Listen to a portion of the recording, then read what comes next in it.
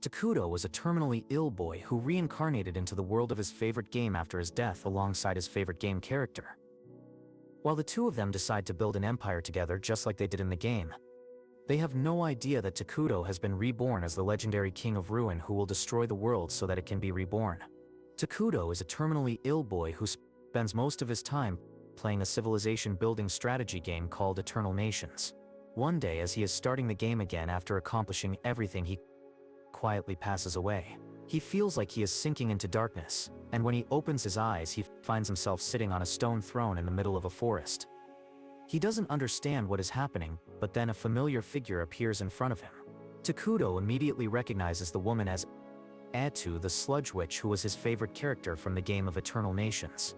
He remembers how he decided to play Eternal Nations at the most difficult level by picking up the Kingdom of Ruin and Evil Mynoghra as his starting point. Luckily, it came with Atu, a character who was incredibly weak at first. But she absorbs the abilities of the enemies she defeats and becomes the strongest by the end. At calls Takudo her king, and he wonders if this is some sort of roleplay situation that he needs to go along with. However, Atu tells him that he doesn't need to think so hard about it because she knows everything already. She knows his name as well as the fact that he has never touched grass in his life. He was the pro among pros who completed the game on nightmare difficulty with the most tricky civilization. Takudo is astonished to hear that she knows about him being a player and her being a character inside the game. And Atu tells him that she remembers all their games as well. She knows his playstyle as well as all the things he said to her through the screen and all the times he busted one out in her name. Takudo is incredibly happy on realizing that he can talk to his favorite character face to face, and Atu tells that she is even more happy. He then asks her if this is heaven and if she summoned him to this place. But Atu tells him that she was summoned to this place too. As for the location, she feels that it is like the world of Eternal Nations. She then quickly kneels before Takudo and holds his hand, saying that since they are here together it doesn't matter what kind of place this is. She says that they should team up again and build a civilization just for the two of them. Takudo doesn't even know what to say, as Atu pulls him down from his throne, telling him that they have conquered the world multiple times in the past and they should consider this a chance for a brand new beginning. Takudo likes the idea and he asks Atu to serve him to form a glorious civilization, and she gladly agrees. She then pretends to be a badass witch and officially pledges her loyalty to him. But then both of them get embarrassed at those cringe-level dialogues. With that, Takudo tells Atu that she already knows what is the first thing they do at Mynoghra. She affirms, saying that they will become shut-ins and hide their existence from the rest of the world. The next thing that Takudo does is using his emergency skill to produce a giant-sized bug to scout the nearby area. Takudo and Atu discuss how it is one of their core rules to completely hide their presence from other players in the early game. And scouts like this are helpful to gather information without revealing themselves. Takudo then commands the bug to gather information from the surroundings, and it immediately darts away to do its mission. Atu is surprised because she didn't expect things to go so smoothly in this new and unfamiliar world. And Takudo tells her that he can only share the vision of the bug just like in the game. He then says that he spent half of his mana to create the scout, and now his best choice is to create a starting settlement for them. He wishes that he had a bit more mana to create a fighter to defend them, but that is not possible right now. Atu gets a bit depressed on hearing this because she is really weak right now, and she can't even protect herself. Forget about Takudo. Anyway, Takudo keeps scouting the area through the bug's eyes, and he says that there is nothing but forest here. It gets sad because she can't help him right now. But he tells her that her presence is good enough for him, and she gets really happy on hearing this. Just then the bug comes across a group of poor and tired dark elves. Atu says that this is a good news for them, because dark elves are a neutral species, though they incline a bit towards the neutral evil side, and their kingdom is also low-key neutral evil. However, this news worries Takudo, who begins wondering if this is really the world of Eternal Nations. He begins thinking that if there is another civilization nearby, his kingdom is most certainly going to be destroyed right now. But Atu tells him that if they are in any kind of danger, they will flee away together. Takudo tells her that she couldn't be more right, and he decides to keep an eye on the dark elves while scouting the area some more for now. While they are doing their silly chants and celebrations, a group of dark elves suddenly arrives there. They are as shocked to see Takudo and Atu as they are shocked to see them. And Atu decides to put her life on the line if her master is in any sort of danger. Turns out, the leader of the Dark Elves, Gia, was on a mission to find food for his people who are too tired and hungry to move. His assistant told him that they should not be in this forest, because legends say that something incredibly evil is sealed away in this place. But Gia told her that he can't back down just because of that, because his people need him.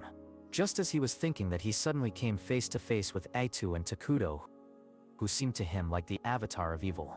He is struck with fear as he can only see a black silhouette in place of Takudo. And now he is sure that the stories about something incredibly evil in this place are not false. He thinks that if he makes a mistake here, his entire clan could be wiped out, so he quickly kneels before Takudo and introduces himself. His followers do the same, and then Gia apologizes to Takudo for trespassing in his territory. Ed suddenly starts acting like a gangster and says that it is good to see that they know their place. She asks him why did the Dark Elves come here, and Gia begins his sob story to get some sympathy. However, Aitu gets bored and tells him to get to the point quickly, scaring the out of him. He immediately tells her that his clan was banished by the council, and they are being persecuted even now. Suddenly, Takudo asks him if they faced great difficulty, and Gia freezes from panic. However, when Aitu tells him to answer the king's question, he explains that their clan was punished unjustly, and they were forced to enter these cursed lands to stay safe. However, their food supply ended a week ago, and now his people are starving because they haven't been able to find any source of food here. Gia starts thinking about the hardships his clan faced when all they wanted was to live peacefully. He wonders if Takudo will be cruel to them too. But to his surprise, Takudo throws some apples at him, telling him that he should try them out because they are delicious. Gia has never seen apples before, and he is doubtful about them. But his followers don't have his patience, and they begin gobbling down the apples while exclaiming how sweet they are. Takudo suddenly creates some pears too, and Gia is left completely stunned. Aitu asks him why is he not eating the fruits that her master has so gracefully given him, and the Dark Elf immediately bows before Takudo, saying that there are more people in his tribe who are starving. He wants to feed them, especially the children, before himself, and Takudo takes pity on him. He starts summoning a huge amount of food, much to Aitu's horror and Gia's shock. Dark elves like him have always been discriminated against, because people believe they belong to the dark side, and no one has ever tried to help them before now. He asks Takudo who exactly is he, but he just tells him to take the food to his people. Gia and his followers soon return to their camp with the food, and everyone finally gets to eat till they are full. Gia, however, refuses to reveal how he got the food to other elves. But at night, while he is sitting alone by the campsite, the clan elder arrives there.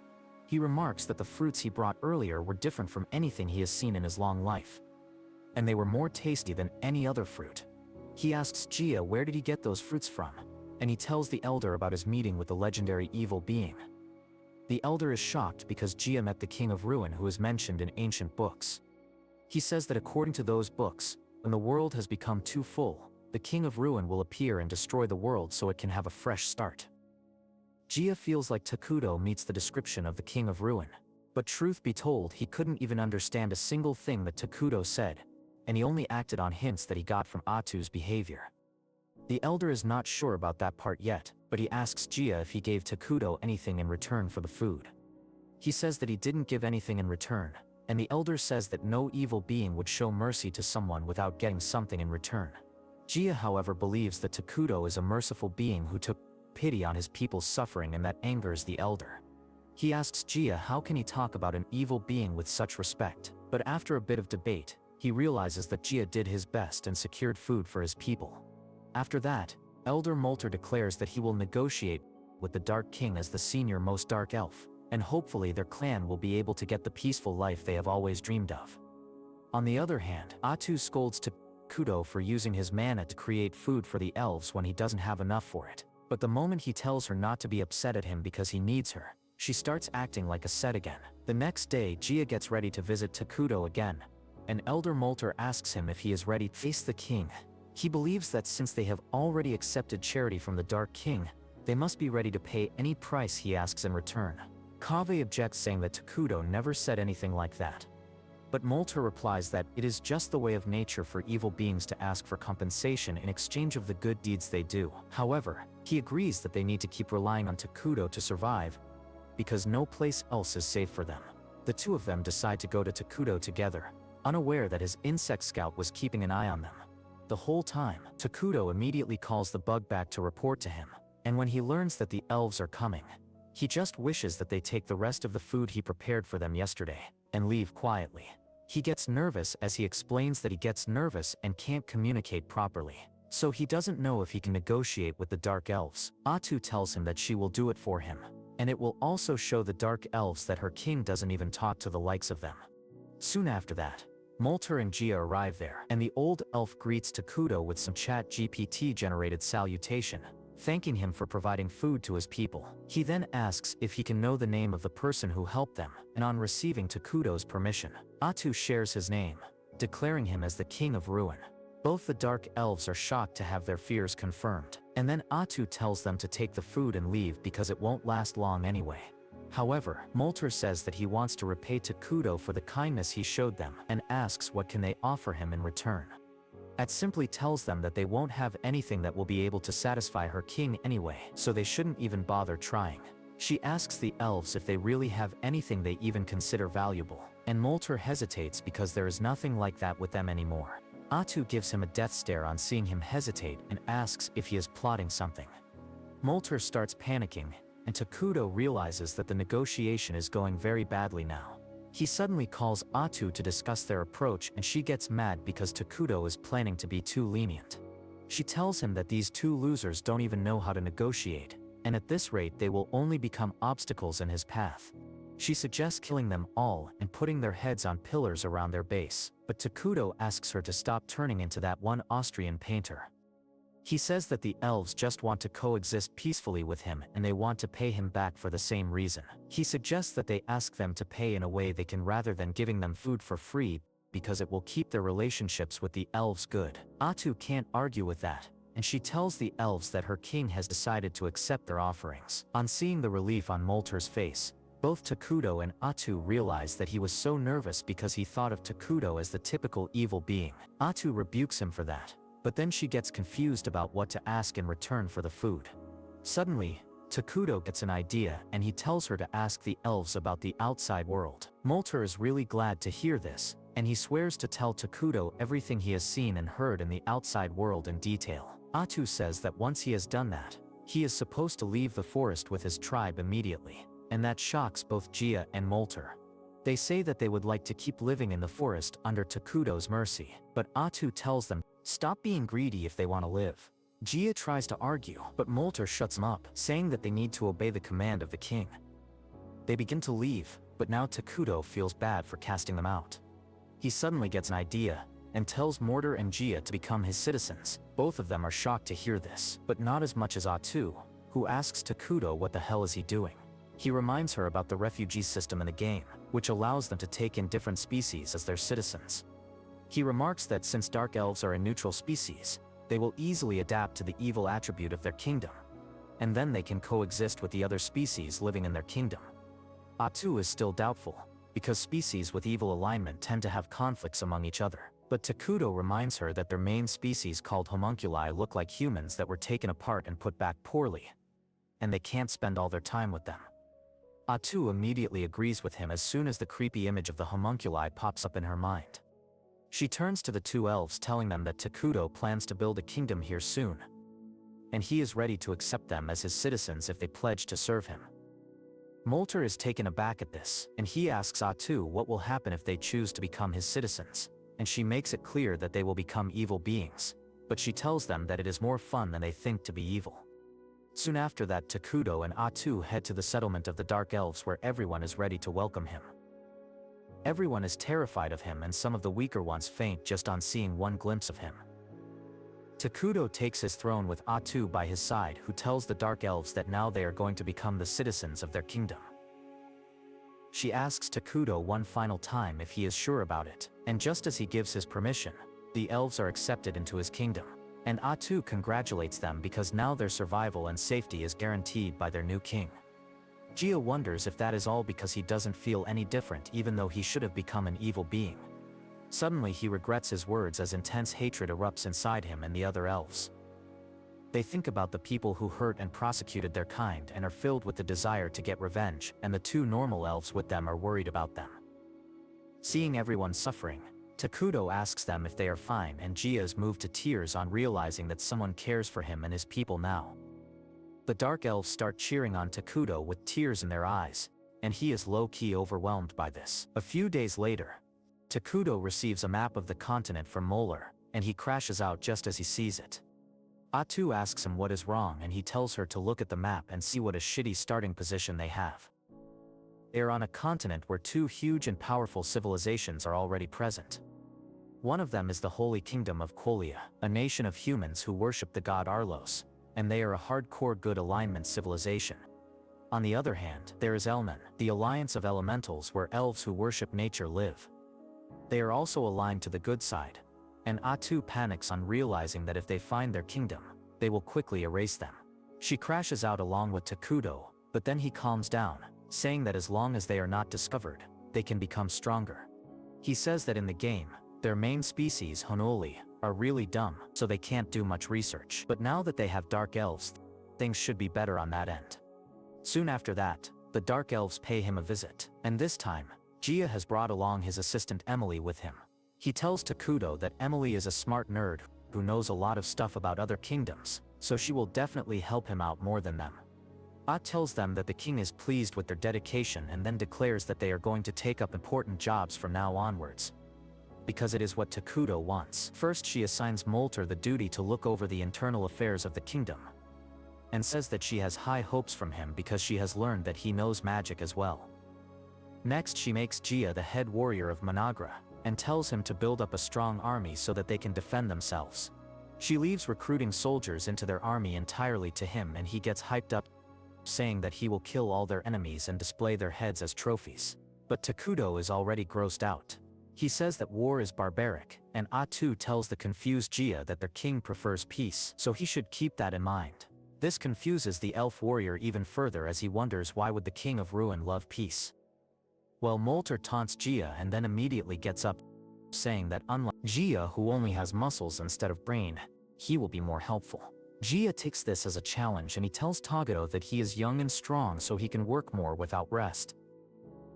Gio doesn't realize that they are just competing to get Big Evil Daddy's attention, and she thinks they are workaholics. She asks Takudo if they should give them a mission to collect resources, and he suggests that they should order them to beautify the terrain and create some houses. Gia immediately conveys this to Molter, telling him to gather enough timber to build homes while leaving the forest mostly intact. Molter says that he will immediately get to it because Dark Elves are forest dwellers originally. Takudo then tells them to reforest the parts they cut out, and this confuses the elves because they haven't heard the term. Takudo realizes that their civilization might not be as advanced as to understand reforesting, so he asks them if they know about military magic or the 6 major elements. Molter says that he only knows about the 4 major elements, and Emily says that she has never heard of any country using military magic. Takudo and Atu realize that this world is much more primitive than they thought. But it is actually a good thing because once they progress their magic technology, they can quickly overtake other nations. Agio then explains that reforesting means growing new trees in place of the ones they cut off, and the Dark Elves say that they do that too, but they can't use magic to grow them quickly. Agio says that reforesting uses the 6 major elements to quickly grow the tree, and she suddenly gives the credit for this discovery to Takudo even though it is a big fat lie. She keeps glazing Takudo, saying that he created the unique fruits they ate earlier and how grapes are her favorite. Emily agrees with Aju and says that she tried planting the grape seeds and some plants have already sprouted. This comes as surprising news to Takudo, who didn't think it would be possible to grow anything here. However, he quickly realizes that he could create the fruits from Earth here with magic, which means he might be able to create other things. He tests his theory out by creating a coin and realizes that he can create gunpowder and other science stuff. In that way, he can advance his civilization much faster than other kingdoms. Meanwhile, in the Holy Kingdom of Qualia, things are starting to stir up as well. Saint Selena is leading a group of knights to the foothills covered with snow to deal with some monsters that are a threat to the villages nearby. As soon as she sees the goblins running towards her, she points her staff at them, turning them into ash with her holy flame. The holy flame vanishes into the clouds after destroying the monsters, and as sunlight falls on the scorched ground, flowers sprout there. The knight captain tells his men that Selena's ability burns evil-natured monsters and creates a flower bed in their place, and she is the reason they have a friendly relationship with the elves. After that, Selena tells the cardinal that he should send paladins to the south instead, because she recently had an omen about something terrible happening in the cursed forest. The cardinal refuses, saying that the cursed forest lies at the farthest end of the continent, and he needs permission from higher-ups to deploy paladins there. Selena threatens to go there herself if he can't send anyone, and though the cardinal tries to fight back, he backs down and promises to send the soldiers he can personally mobilize. At the same time, Takuto and Atu are busy with developing their territory, starting with building some houses for the Dark Elves. A temporary throne room has already been built around Takuto's throne, and he is eager to hold meetings and conferences with the important citizens of his kingdom.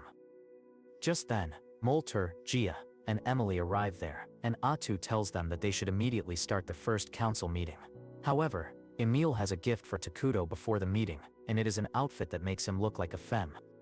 He is glad to receive the outfit because his clothes were getting dirty, and he thanks the elves for that. However, the elves see no change in his appearance, but they trust Adu when she tells them that Takuto looks great in the outfit they prepared. With that out of the way, she starts the council meeting, but Takuto is too busy fanboying after himself.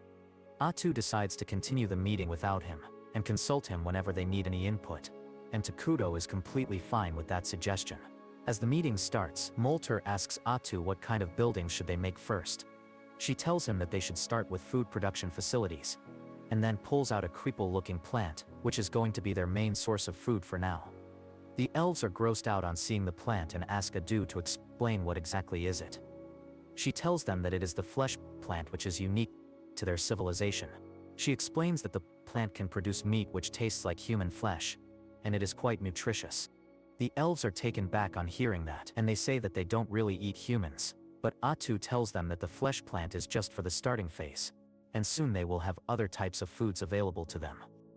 She then says that they must also create storehouses and management sheds along with the farms, and Emily decides to take up that job. After that, Atu moves on to the next item on her agenda, which is research, because acquiring advanced technology is especially important for small nations like theirs. Molter asks her what sort of technology should they focus on, and she tells him that they will research magic technology. Takuto is really excited to see that happen, and Molter says that as a mage, he will do his best to impress him. He then asks Atu exactly what kind of magic technology he should research, and she tells him about military magic. She explains that standard attack magic can only target a handful of people at a time, but advanced military magic can destroy entire cities and even change the terrain to their advantage. Atu tells him to gather the elves talented in magic and start working on the research immediately. And Molter is hyped to create magic spells that don't yet exist in this world. Next up, Atu moves to the topic of their military strategy, and Gia gets excited because it is his turn now. However, Takuto immediately tells him that they are not going to invest too heavily in the army right now. Atu adds that armies are expensive to maintain, but they don't produce anything in return in times of peace. Gia argues that they don't have enough strength to protect their king currently, and that they should pay more attention to their military. Molter also adds that both he and Gia have bounties on their heads as the leader of Dark Elves, and their enemies might attack the kingdom. Takuto understands their concerns and decides to create a hero to defend them instead. Tatu agrees, saying that creating a hero is expensive, but they need no maintenance, so they are perfect for their current needs.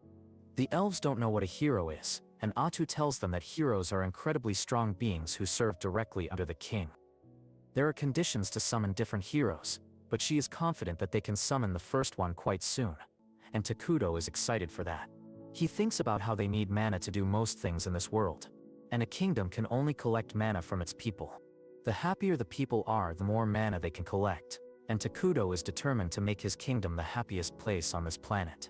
Meanwhile, in the Holy Kingdom of Qualia, a junior paladin named Lonius has been selected as a part of the investigation team to be sent to the Cursed Forest. A senior paladin, Vertil, is also with him, and his favorite way to kill time is to annoy Lonius, who is too straight-laced and formal. Vertil complains that they are sending an awfully small investigation team that involves just 2 paladins and some mercenaries. He says that the church should pay more attention to Selena's prophecy, and Lonius agrees, but he knows that they can't guess what the higher-ups are thinking. He knows that if they succeed, they will be rewarded greatly, but if they fail, all the blame will most definitely fall on his head. Back in Mynoghra, Takudo inspects the progress of his civilization. He feels nostalgic because he has seen the starting phase of his civilization thousands of times on a screen till now. But this time, he is seeing it up close. Emily gives him a tour, telling him that the Dark Elves specialize in building houses on trees. But the pace of building houses is slow right now, because they are focusing on the flesh trees. The flesh trees are growing well though, and the management and storage facilities have also been built. Emily then says that they found a freshwater spring nearby, and they are trying to see if they can draw water from it. As for the magic research, Molter and other mages are working hard in the newly formed research building. Takudo is glad to hear all that, and even more so to learn that the elves are taking initiatives like finding water sources. He is really happy that the elves who looked exhausted when they first came here look happy now, and when he tells that to Emily, she starts crying tears of joy. Takudo freaks out on seeing her break down, but Emily soon calms down and resumes the tour. She shows Takudo and Atu to the flesh tree farm and says that thanks to the tools that Takudo produced, they can expect the first harvest soon. Next, she takes them to the source of water the elves found, but notices that the vibe around the place is completely different this time. The water has turned dark as well, and Emily is disappointed because she thinks that they can't use it anymore. Before Atu can explain why she is wrong, Molter and Gia also arrive there to see the water source. They agree with Emily that the water doesn't seem usable anymore, but then Atu takes a sip, telling them that it is completely safe to drink. She then explains that this place looks dark and gloomy now because it has become a part of Mynoghra, thanks to a feature called the Cursed Terrain. Takudo asks the elves to take a deep breath, and they suddenly feel their minds clearing up and their bodies filling with energy. Atu explains that Cursed Terrain gives advantage to creatures with evil alignment and imposes penalties on neutral and good alignment beings. Since the Dark Elves are part of their evil beings now, and thus this water is completely safe for them. Gia verifies that by drinking the water, and then Atu says that soon the entire forest will be a part of the Cursed Terrain. However, Takudo thinks that it can be a little problematic because the Cursed Terrain stands out too much. Molter agrees, saying that once the entire forest becomes this dark, their enemies can easily spot them. Gia once again suggests creating an army, but both Atu and Takuro assure him that they are going to summon a hero. Molter says that he is still not clear about what a hero is, and Atu decides to teach him through an example. She suddenly summons dark tentacles from her back, slashing down nearby trees effortlessly before revealing that she is a hero herself. And even though she has only 1% of her full power, she can still defeat entire armies. Takudo boasts to the surprised elves that heroes are really awesome and they keep growing stronger with time even if they don't do anything. However, he quickly changes the topic and tells Atu that there was no need to chop down the trees to show her power and tells her to clean up the mess later. The elves on the other hand are truly amazed by what they just saw, and they say that Takudo is really a great being for having such powerful subordinates. They decide to create a grand palace suitable for him, and Takudo says that he doesn't need it right now. However, the elves refuse to let their king stay in similar houses like them. And Atu also tells Takudo that creating a palace will make the people happier, so they should let them do it. Takudo decides to give them his permission, saying that he wants a flying fortress someday. But for now, he will be satisfied with a normal palace too. At the same time, the investigation group led by Lonius and Verdal started traveling to the cursed forests in the south. Verd is still not satisfied by the size of their group, and Lonius replies that this is the best they can get as most of their forces are dealing with the northern disturbances. Evil alignment species suddenly appeared in the north, attacking and looting cities, and thus most of their empire's firepower has been diverted to deal with them. The mercenaries suddenly say the guys who went north are going to have a rough time. They feel lucky that they weren't ordered to take up that job because even though the pay was really good, there is a witch involved in the case, and they don't want to do anything with that. Lonius is curious about the witch, and at night he asks the mercenary named Bargo about it. Bargo says that there were rumors that the entire problem in the north was caused by a witch, but Lonius refuses to believe that. He says that a single person can't be responsible for such a huge number of monsters, and Bargo agrees. He says that it must be the work of a cult, but Verdal tells him to shut up before he jinxes all of them. Lonius suddenly gets pissed at Verdal because he is drunk. He lectures him that they are not allowed to drink since they serve the god. But Verdal is ready to debate with him on the religious text. He then suddenly ignores him and starts flirting with the waitress who brings him more alcohol. Fargo then asks Lonius why 2 paladins are being sent so far south. He fears that it must be because of another witch, and if that is the case, he wants to take his boys and get out before things get dangerous. Lonius says he doesn't know. But then Vertil says that he has already collected some information from the waitress about what is going on. A bunch of dark elves have recently fled to the cursed forests and the higher-ups probably just want to deal with them. Fargo is relieved on hearing that, and he agrees that they should deal with the dark elves quickly because they are really skilled at assassinations and curses. Lonius also believes that if they leave the dark elves unchecked, it will soon become a threat. But Vertil tells him to chill out a bit. He says that this is just a recon mission, and if things are about to get violent, they will run instead of fighting. However, Lonius is too stuck up on the idea of defeating evil wherever they see it. And he says that they cannot run away from their duty as paladins. Vertil tells him to stop chasing glory and fight only when the situation demands it instead of jumping at every chance to risk his life. He reminds him that he has a family at home, and so does everyone else who is on this mission, and they should be more careful about their decisions. At the same time in Mynoghra, the first batch of harvest from the flesh trees is ready and placed in the center of a huge altar. Takudo is standing in front of the harvest with all the dark elves watching him, eagerly wondering what is going to happen now. Takudo starts pouring his mana into the pile of fruits and suddenly it transforms into a giant bug. The elves can't believe that Takudo created life from just a bunch of fruits and starts glazing him, saying that this is not even 1% of his true abilities. She tells the elves that he will grow even stronger, and will do more miracles with their devotion to him, and they start cheering on him. Later Takudo returns to his throne, and he is relieved that he was able to produce a bug monster in exchange for food.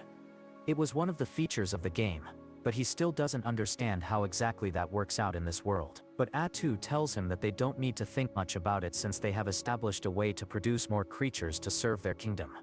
She then tells Takudo that it is time to move on to the next step, and he agrees, saying that he will summon a hero as soon as they have gathered enough mana. Atu excitedly asks him who does he plan to summon, and he replies that he wants to summon Isla, the queen of insects. Atu thinks that is a solid choice, and Takudo starts talking about how Isa can buff all insect-type monsters and enable them to fight on front lines. She can also create Lare that can do menial labor, and thus she can support their kingdom on both fronts. Atu is glad that he has given a due thought, and Takudo replies that Isa was the only choice because the others are too unhinged. Atu agrees because she knows that the other heroes need years of therapy, and Takudo tells her that he hopes to summon them someday too, but not right now. On the other hand, Lonius and others have reached the Dark Continent, and they soon find their first opponent in the form of a hill giant. Lonius begins commanding the mercenaries to support him, but then Vertil says there is no need for that because he will handle the monster alone. He says that they don't have any time to waste and it will be faster if he takes action and everyone else doesn't get in his way.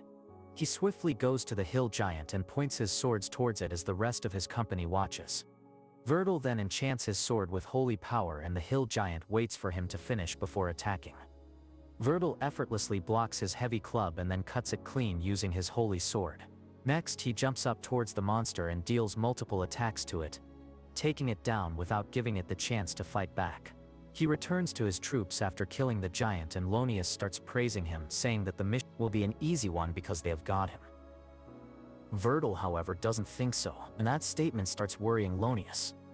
Back in Mynoghra, Takudo is enjoying a burger when Atu tells him to eat something healthier.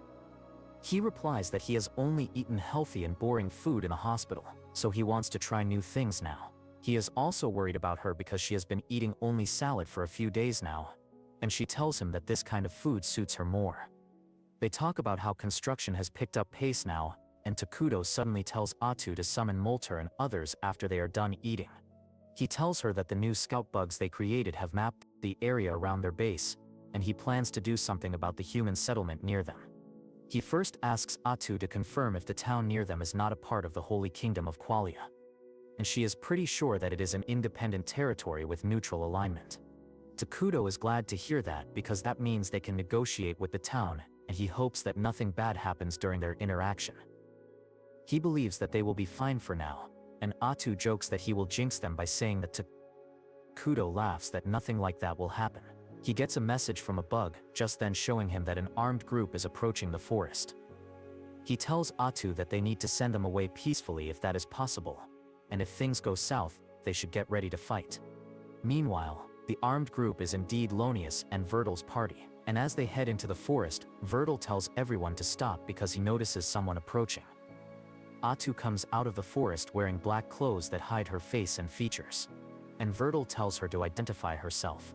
She claims to be a dark elf who has taken refuge in the forest along with her clan because no other place is safe for them. Vertil understands that and tells her to get aside because they need to investigate the forest, and she replies that they should not go inside. Vertil realizes something is wrong, but Lonius starts yelling at Etu, asking her how dare she disobey a command from God's servant. Vertil immediately lashes out at him, telling him not to interrupt him, and Lonius is pissed at him for scolding him on such a trivial matter. Vertil then resumes his conversation with Atu, telling her that they can't return just because she doesn't want them to enter the forest. He asks her if there is something hidden in there, and she replies that it is just a bunch of elves who want to live in peace. She asks him why is he so obsessed with entering this godforsaken place, and after a bit of thinking, Vertil reveals that the saints had a vision of something really evil hiding in this place, and he can't return without checking it with his own eyes. The mercenaries are shocked because they didn't know this, and Lonius asks him how could he reveal national secrets so casually. Vertil again yells at him, saying that there are times when secrets need to be told.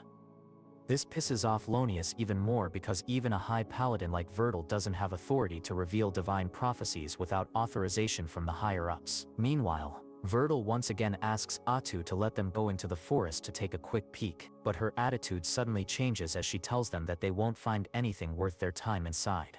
She tells them to return back immediately, and Lonius is angry that a dark elf dares to defy a prophecy from God. He can sense the air around Atu changing and decides that there is something really evil inside the forest that they need to investigate. However, Vertil seems to be willing to negotiate with her. He asks her to swear on God that there is no threat to the holy kingdom of Qualia inside the forest, and Atu swears on her God that they are the ones who are more afraid of Qualia. Vertil is satisfied with that, and he declares that they are retreating. Lonius can't believe this, and he points out that the woman is obviously hiding something. Vertil calls him a faithless coward and tells him to stop projecting his fears onto him. He says that they found nothing, and that concludes their investigation. He begins walking away with that, but Lonius is not going to let him make the decisions anymore. He tells Vertil that he is revoking his authority as a high paladin for revealing a prophecy to the enemy and abandoning his duty.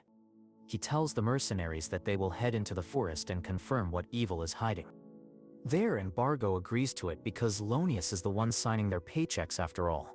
Atu pleads with them not to enter the forest, but Lonius orders his men to capture her despite Vertil telling him not to do it.